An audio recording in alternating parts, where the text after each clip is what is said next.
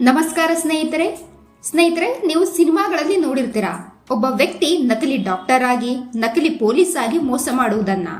ಆದರೆ ಒಬ್ಬ ವ್ಯಕ್ತಿ ನ್ಯಾಯಾಧೀಶನ ಕುರ್ಚಿಯಲ್ಲಿ ಕೂತು ಕೋರ್ಟ್ ನಡೆಸಿ ತೀರ್ಪು ನೀಡಿ ಬರೋಬ್ಬರಿ 5 ವರ್ಷಗಳ ಕಾಲ ಇಡೀ ಸಿಸ್ಟಮ್ಗೆ ಸವಾಲು ಹಾಕಿದ್ದಾನೆ ಎಂದರೆ ನಂಬುತ್ತೀರಾ? ಸ್ನೇಹಿತರೆ, ಇದು ಯಾವುದೇ ಕಟ್ಟುಕತೆಯಲ್ಲ. ಗುಜರಾತ್ನ ಅಹಮದಾಬಾದ್ನಲ್ಲಿ ನಡೆದ ನಿಜವಾದ ಘಟನೆ. ಮಾರಿಸಸ್ ಸ್ಯಾಮುಯಲ್ ಕ್ರಿಶ್ಚಿಯನ್ ಎಂಬ ವ್ಯಕ್ತಿ ನಡೆಸಿದ ಈ ನಕಲಿ ಕೋರ್ಟ್ ಹಗರಣ ಭಾರತೀಯ ನ್ಯಾಯಾಂಗ ವ್ಯವಸ್ಥೆಯನ್ನೇ ಬೆಚ್ಚಿ ಬೀಳಿಸಿದೆ. ಇಂದು ನಾವು ಈ ವಿಡಿಯೋದಲ್ಲಿ ಅವನು ಹೇಗೆ ಕೋರ್ಟ್ ಸೆಟ್ ಮಾಡಿದ್ದ, ಹೇಗೆ ಜನರನ್ನು ನಂಬಿಸಿದ್ದ ಮತ್ತು ಕೊನೆಗೆ ಅವನ ಆಟ ಹೇಗೆ ಅಂತ್ಯವಾಯಿತು ಎಂಬುದರ ಪ್ರತಿಯೊಂದು ಹಂತವನ್ನು ಬಿಚ್ಚಿಡಲಿದ್ದೇವೆ. ವಿಡಿಯೋವನ್ನ ಕೊನೆ ತನಕ ನೋಡಿ. ಸ್ನೇಹಿತರೆ, ಈ ಮಾರಿಸಸ್ ಸ್ಯಾಮುಯಲ್ ಕ್ರಿಶ್ಚಿಯನ್ ಸಾಮಾನ್ಯ ವ್ಯಕ್ತಿಯಲ್ಲ. ಇವನ ವ್ಯಕ್ತಿತ್ವವೇ ಒಂದು ದೊಡ್ಡ ಮ್ಯಾನಿಪುಲೇಷನ್. ಅವನು ನೋಡಲು ಅಚ್ಚುಕಟ್ಟಾದ ಫಾರ್ಮಲ್ ಉಡುಪು, ಕೈಯಲ್ಲಿ ಕಾನೂನು ಪುಸ್ತಕಗಳು, ಇಂಗ್ಲಿಷ್ನಲ್ಲಿ ಪ್ರಭಾವಶಾಲಿಯಾಗಿ ಮಾತನಾಡುವ ಕಲೆ ಇವನ ಆಯುಧವಾಗಿತ್ತು. ಈ ಮಾರಿಸಸ್ ತಾನೊಬ್ಬ ವಿದೇಶದಲ್ಲಿ ಓದಿದ ಕಾನೂನು ತಜ್ಞ ಎಂದು ಬಿಂಬಿಸಿಕೊಳ್ಳುತ್ತಿದ್ದ. ಜನರು ಅವನ ಮಾತನ್ನು ನಂಬಲು ಕಾರಣ ಅವನ ಬಾಡಿ ಲ್ಯಾಂಗ್ವೇಜ್. ಪ್ರತಿಯೊಂದು ಸಣ್ಣ ವಿಷಯವನ್ನು ಕಾನೂನಿನ ಪರಿಭಾಷೆಯಲ್ಲಿ ಮಾತನಾಡುತ್ತಿದ್ದ.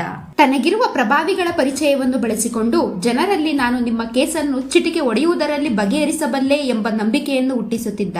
2019ರಲ್ಲಿ ಅಹಮದಾಬಾದ್ನ ಹೊರವಲಯದಲ್ಲಿ ಅವನು ಬಾಡಿಗೆಗೆ ಪಡೆದ ಕಚೇರಿಯನ್ನು ಒಂದು ಸುಸಜ್ಜಿತ ಕೋರ್ಟ್ನಂತೆ ಬದಲಿಸಿದ.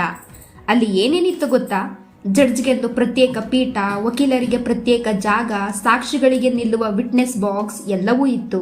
ಅಟೆಂಡರ್ಗಳು, ಕ್ಲರ್ಕ್ಗಳು ಮತ್ತು ತಾನು ಜಡ್ಜ್ ಆಗಿ ಕುಳಿತು ಕೇಸ್ಗಳನ್ನು ವಿಚಾರಣೆ ಮಾಡುತ್ತಿದ್ದ. ಅತ್ಯಂತ ಮುಖ್ಯವಾದ ಸಂಗತಿ ಎಂದರೆ ಅವನು ಬಳಸುತ್ತಿದ್ದ ಲೆಟರ್ ಹೆಡ್ಗಳು, ಸೀಲ್ಗಳು ಮತ್ತು ಆದೇಶ ಪ್ರತಿಗಳು ನೋಡಲು ಅಸಲಿಯಂತೆಯೇ ಇದ್ದವು. ಯಾವುದೇ ಸಾಮಾನ್ಯ ವ್ಯಕ್ತಿ ಆ ಪೇಪರ್ ನೋಡಿದರೆ ಅದು ನಿಜವಾದ ನ್ಯಾಯಾಲಯದ್ದು ಎಂದು ಕಣ್ಣು ಮುಚ್ಚಿ ನಂಬುತ್ತಿದ್ದರು. ಅವನು ತನ್ನ ಟಾರ್ಗೆಟ್ ಅನ್ನು ತುಂಬಾ ಚಾಣಾಕ್ಷತನದಿಂದ ಆಯ್ಕೆ ಮಾಡಿಕೊಂಡಿದ್ದ. ವರ್ಷಗಟ್ಟಲೆ ಕೋರ್ಟ್ನಲ್ಲಿ ಅಲೆದಾಡುವ ಭೂ ಮಾಲೀಕರೇ ಅವನ ಪ್ರಮುಖ ಟಾರ್ಗೆಟ್. ನಿಮಗೆ ಕೋರ್ಟ್ನಲ್ಲಿ ನ್ಯಾಯ ಸಿಗಲು 10 ವರ್ಷ ಬೇಕು, ನನ್ನ ಈ ಸ್ಪೆಷಲ್ ಕೋರ್ಟ್ ಮೂಲಕ 1 ತಿಂಗಳಲ್ಲಿ ನಿಮ್ಮ ಹೆಸರಿಗೆ ಜಮೀನು ಮಾಡಿಕೊಡುತ್ತೇನೆ ಎಂದು ಆಮಿಷ ಒಡ್ಡುತ್ತಿದ್ದ. ಲಕ್ಷಾಂತರ ರೂಪಾಯಿಗಳನ್ನು ಕೋರ್ಟ್ ಫೀಸ್ ಅಥವಾ ಪ್ರೋಸೆಸ್ ಫೀಸ್ ಹೆಸರಿನಲ್ಲಿ ದೋಚುತ್ತಿದ್ದ.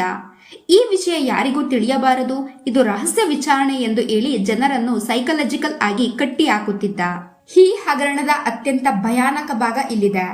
ಇವನು ಕೇವಲ ಜನರ ಆಸ್ತಿಯನ್ನು ಮಾತ್ರ ಕಬಳಿಸಲಿಲ್ಲ, ಬದಲಿಗೆ ಸರ್ಕಾರಿ ಜಮೀನುಗಳಿಗೂ ಕನ್ನ ಹಾಕಿದ. ನಕಲಿ ನ್ಯಾಯಾಲಯದ ಆದೇಶಗಳನ್ನು ಬಳಸಿ ಕೋಟಿ ರೂಪಾಯಿ ಬೆಲೆ ಬಾಳುವ ಸರ್ಕಾರಿ ಜಮೀನುಗಳನ್ನು ಖಾಸಗಿ ವ್ಯಕ್ತಿಗಳ ಹೆಸರಿಗೆ ವರ್ಗಾಯಿಸಲು ನಕಲಿ ದಾಖಲೆಗಳನ್ನು ಸೃಷ್ಟಿಸಿದ್ದ.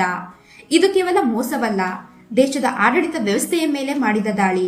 ಸ್ನೇಹಿತರೆ, ಆಟ ಎಷ್ಟೇ ದೊಡ್ಡದಾದರೂ ಕೊನೆ ಇರಲೇಬೇಕಲ್ಲವೇ? ಒಂದು ದಿನ ಈ ವ್ಯಕ್ತಿ ನೀಡಿದ ಆದೇಶ ಪತ್ರವೊಂದು ಅಧಿಕೃತ ಸರ್ಕಾರಿ ಕಚೇರಿಗೆ ಹೋಯಿತು.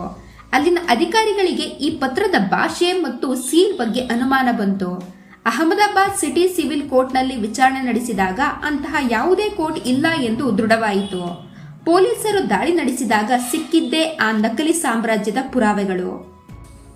ಸ್ನೇಹಿತರೆ, ಈ ಕತೆ ನಮಗೆಲ್ಲರಿಗೂ ಒಂದು ಪಾಠ. ಕಾನೂನಿನ ಹೆಸರಿನಲ್ಲಿ ಯಾರಾದರೂ ಅಡ್ಡದಾರಿ ಹಿಡಿದು ಬೇಗ ಕೆಲಸ ಮಾಡಿಕೊಡುತ್ತೇವೆ ಎಂದರೆ ನಂಬಬೇಡಿ.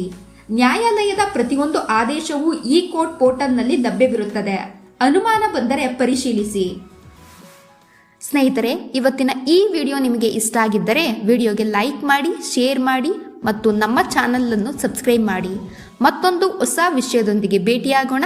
ಧನ್ಯವಾದಗಳು.